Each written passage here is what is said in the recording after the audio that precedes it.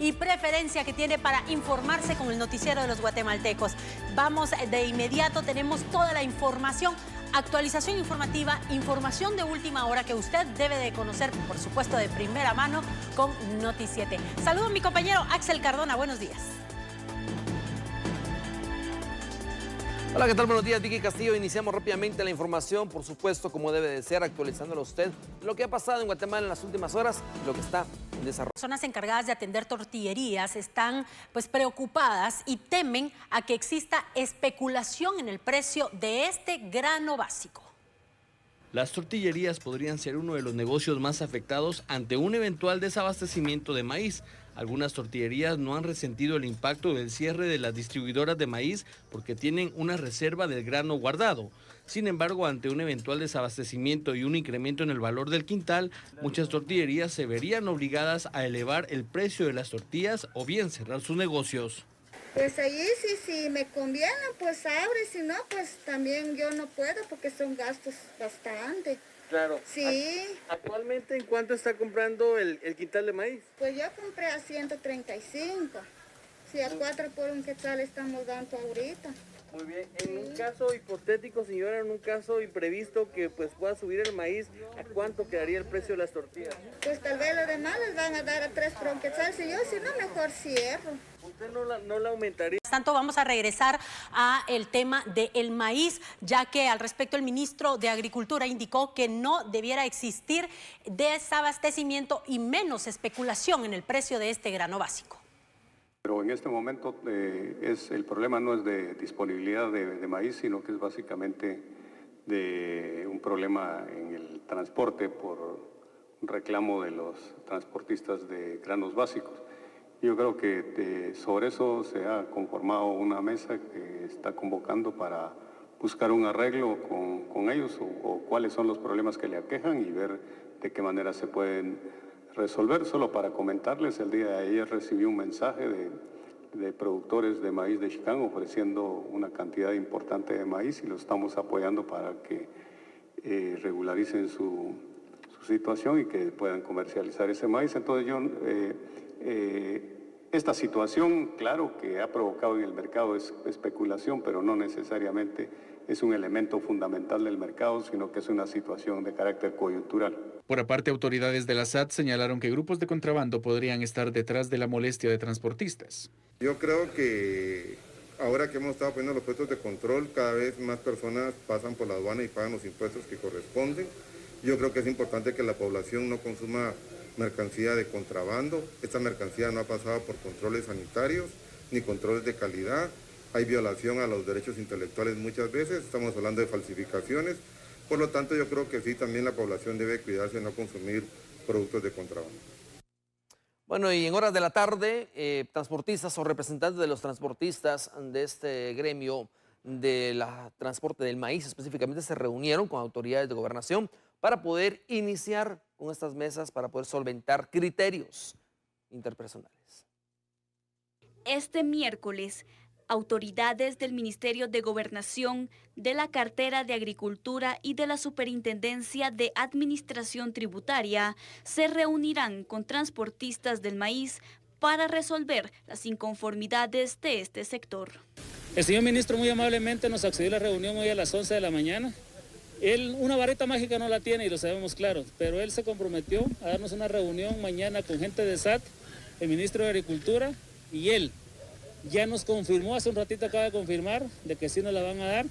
No nos vamos a mover de aquí hasta demostrar que aquí la gente es trabajadora, gente luchadora, gente que quiere salir adelante. Los transportistas sostienen que hasta no ser atendidas sus demandas, el transporte de maíz seguirá paralizado, pues permanecerán en la central de mayoreo, Senma. Voy a ser realista y no quiero mentirle a la población.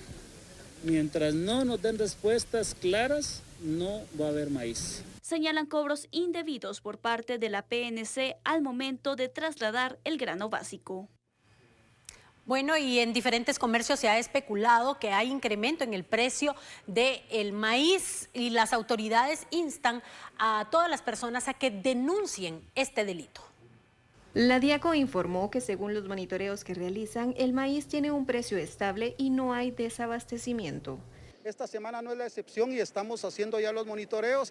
Afortunadamente nosotros encontramos que no hay ningún incremento en los granos básicos como el arroz, el frijol y el maíz, y asimismo los 34 productos de la canasta básica de alimentos. Nosotros todos los días salimos a supervisar. Sin embargo, para esta semana hemos decidido hacer supervisiones en tiendas de barrio y en los mercados municipales y cantonales particularmente, tras la búsqueda de los precios de los granos básicos, porque hemos escuchado que hay algún inconveniente con el transporte para trasladar el maíz. Sin embargo, no hay ninguna razón técnica que justifique el incremento. Las personas que incurran en especulación de precios podrían recibir sanciones de 4.000 hasta 211.000 quetzales. El mes de marzo y abril pudimos sancionar con 211.000 quetzales algunos comercios que especularon con el maíz, particularmente en el Acintal, en Retauleu, pero también en Huehuetenango, porque estaban especulando con los precios del quintal del maíz. Primero acapararon, luego vendieron más caro y las multas pueden oscilar en esos montos. Nuevamente lo vamos a hacer. Nosotros recientemente lanzamos una campaña de no a la especulación y básicamente lo buscábamos en los granos básicos, así que lo mismo se repite. Nosotros podemos sancionar y en las tiendas de barrio efectivamente estamos haciendo la verificación, hemos colocado afiches y hemos advertido a la gente que ahí atiende y a los propietarios que no pueden subirle ni un solo centavo a los granos básicos, particularmente el maíz. La Diaco hace el llamado a la población a denunciar al 1544 cualquier tipo de incremento en el maíz, ya que en cualquier parte del mundo cómo está el paso de la pandemia. Y seguramente usted en casa ya conocerá cuál es el epicentro, por eso vamos a iniciar rápidamente entre el epicentro de la pandemia. Nos vamos rápidamente con esta mapa satelital que es en tiempo real. Nos vamos a ubicar en el norte de América. Nos vamos a ir a Estados Unidos porque sigue siendo el epicentro de la pandemia. Y acá la producción me va a ayudar rápidamente para que usted pueda observar cuáles son los datos. Y acá están, exactamente, mire. Del total de casos, de 7.098.000 casos que se han registrado, actualmente tiene activos 2.545.000 casos, 677. Pero también se tiene que lamentar la muerte de 205.503 personas. Esto es triste y lamentable por la emergencia que está pasando en Estados Unidos, luego de ver lo que pasaba en China y en Europa. Y se han recuperado, afortunadamente también por el trabajo de los médicos, 4.347.494 personas. Pero esto es el epicentro de la pandemia. Y hay que recordar que acá se han relajado medidas, se han abierto aeropuertos, se han abierto puertos, se mantiene la conectividad entre varios estados, a pesar de que, por ejemplo, Miami y Nueva York han sido los más fuertes. También ahora pasan a Los Ángeles y toda esta situación complicada por el tránsito de personas contagiadas de estado a estado. Pero lejos de Estados Unidos, Brasil es otro de los países en Sudamérica que también sigue dando alerta. Y mire por qué se lo digo, Brasil ha tenido ayuda de médicos de Rusia, ha tenido ayuda de médicos cubanos, han enviado varias pruebas, han enviado apoyo a España también, pero mire los datos. El total de casos son 4.595.335. Se está acercando a los 5 millones. Y esto es triste y lamentable y preocupante. Si se da cuenta usted, los activos actualmente son 511.549. Se ha venido rebajando la situación, pero porque acá estamos hablando de 138.159 personas que han muerto. Afortunadamente se han recuperado 3.945.000, es decir, casi los 4 millones, gracias al apoyo, gracias al trabajo de los socorristas y el apoyo internacional que ha tenido específicamente Brasil. Pero así como Brasil, la India también sorprendió definitivamente en estos 7 meses de pandemia. Mire, la India es uno de los países también muy afectados. Aparte de situaciones como el ébola y todas esas cosas, ahora también esta epidemia, esta pandemia, sigue afectando y cobrando vidas. Mire, el total de casos son 5.664.527 casos. Si se da cuenta, Estados Unidos, Brasil y la India conforman casi el 75% de casos de la pandemia en el mundo. Y bueno, activos tiene 970.893.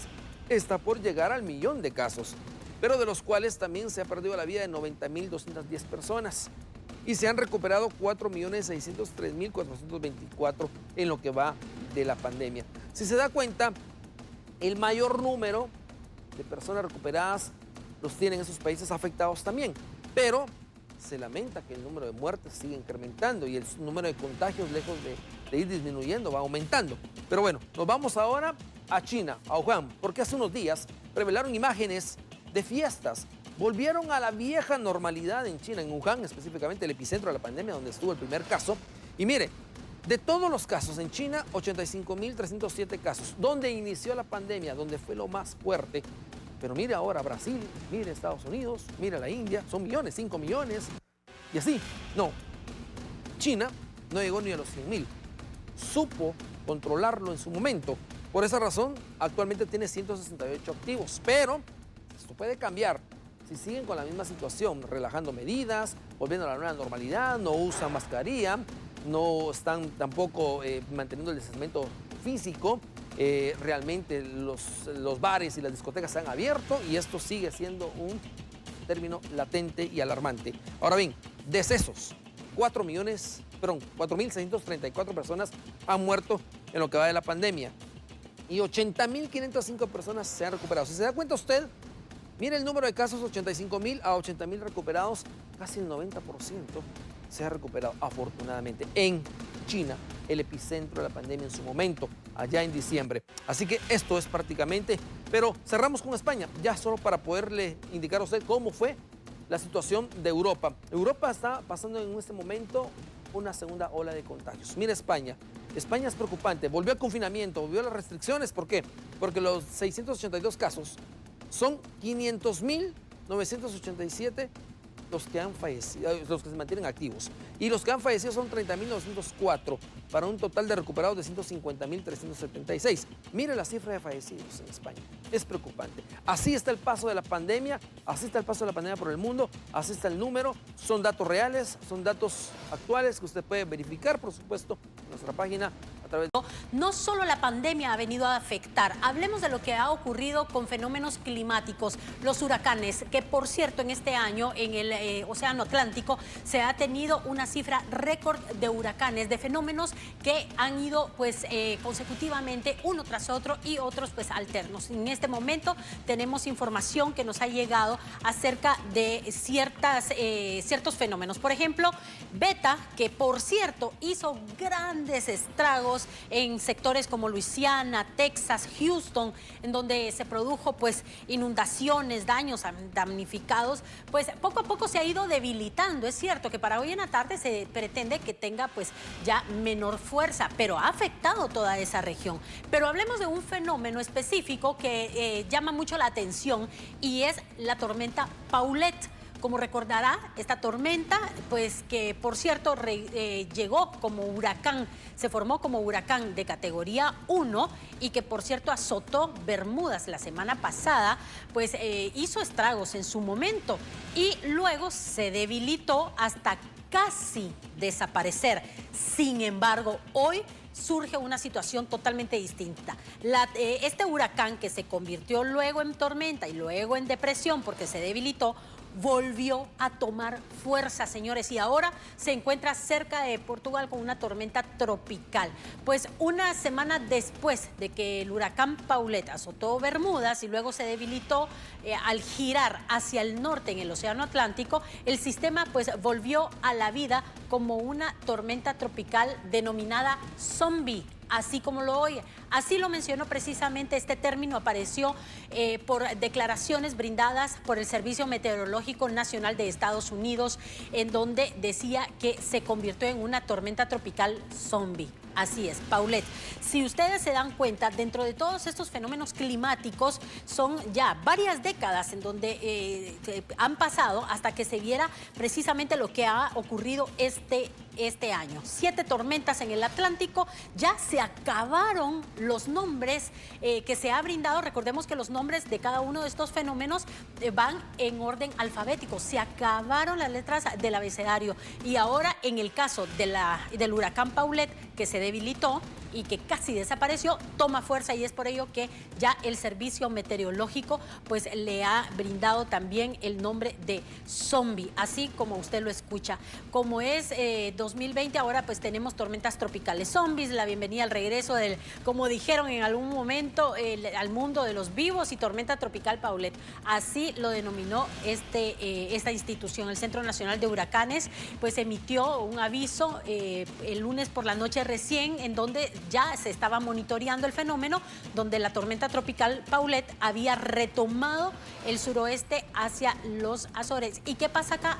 que resulta que fue cobrando más fuerza y una serie de islas que está en la costa de Portugal son las que se están viendo afectadas en este momento, que por cierto tiene máximos sostenidos de 60 millas por hora este fenómeno.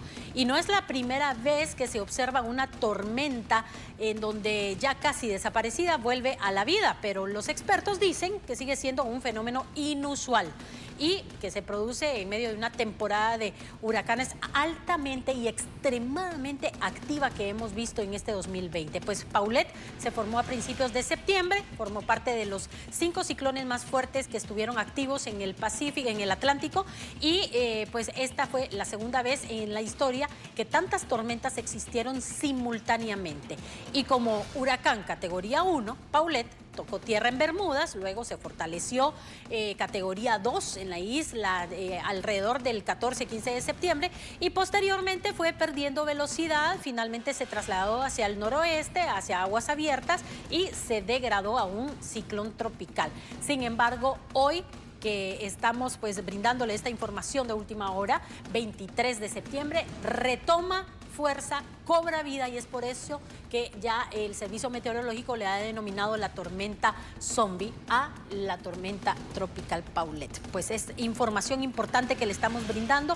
Por supuesto que seguimos la pista de toda la información oficial que estén brindando los expertos a nivel internacional y nacional para que usted esté al tanto de lo que está ocurriendo con estos fenómenos, que es histórico porque por décadas no se habían formado simultáneamente tantos, en este caso, pues tormentas tropicales que muchos se convirtieron en huracán. Lo que sí es que a su paso han dejado destrucción por todos lados. Información importante actualizada a nivel internacional que le estamos brindando. Son las 7 de la mañana, 6 minutos. Usted esté pendiente. Ese monitoreo que estamos realizando nosotros, también estamos pendientes de la información oficial que se traslade, porque según información que se nos ha enviado, es hasta aproximadamente finales del mes de noviembre en donde terminará todo ese ciclo de huracanes que se van dando y que en este caso el Atlántico ha sido pues en este caso el protagonista de todos estos fenómenos que se van dando. Así es que nosotros estaremos brindándole la información oportuna en el momento en que se genere pues cada una de las variantes que se vayan dando con el movimiento de los... Para mí es un gusto y les agradezco que nos apoyen en poder difundir este plan de reactivación económica del gobierno del doctor Alejandro Yamatei.